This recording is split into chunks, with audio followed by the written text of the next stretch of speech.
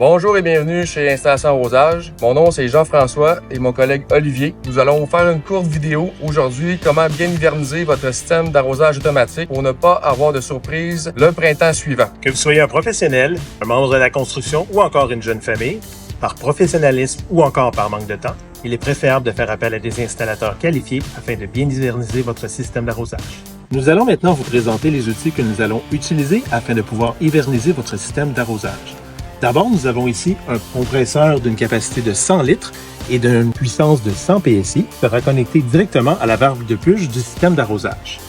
Si vous êtes bricoleur à la maison et vous décidez de faire le travail vous-même, veuillez noter qu'un compresseur traditionnel de maison correspond environ entre 20 à 25 livres et sera peut-être nécessaire de le remplir à plusieurs fois afin d'effectuer le même travail. Nous avons aussi les tuyaux qui seront connectés entre le compresseur et la valve de purge via un connecteur similaire. Nous allons avoir besoin de pinces afin de pouvoir serrer les collets. Il est important de noter qu'avant d'effectuer toute purge de système, vous devez débrancher votre minuterie. Si votre système d'arrosage est muni d'une alimentation qui vient de l'intérieur, il faut d'abord localiser la valve qui pourrait ressembler à ceci. La valve est fermée lorsque celle-ci est perpendiculaire au tuyau.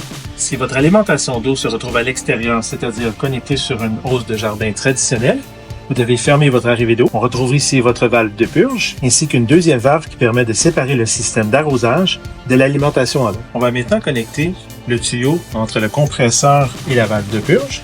Un petit rappel, il est important que celle-ci soit complètement fermée. Nous activons maintenant manuellement la valve de purge.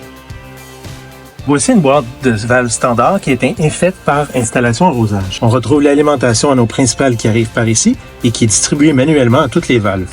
On remarque ici la présence de gravier 3K qui est mis en dessous des valves afin d'assurer la pérennité et du silicone a été ajouté à tous les connecteurs afin que l'eau ne pénètre pas et pourrait causer un court-circuit. Très important, avant d'ouvrir votre compresseur, vous devez manuellement ouvrir l'une des valves afin que l'air puisse circuler directement jusqu'à vos gicleurs.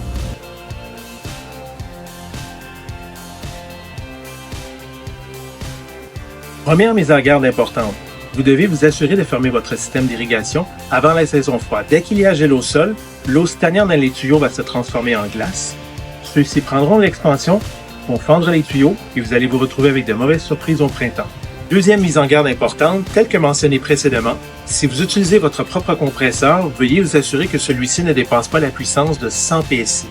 Au-delà de cette puissance, vous avez des risques d'endommager les têtes de vos gicleurs. Terminant, dernière mise en garde, tel que mentionné, si votre alimentation vient de l'intérieur, vous devez fermer votre valve principale.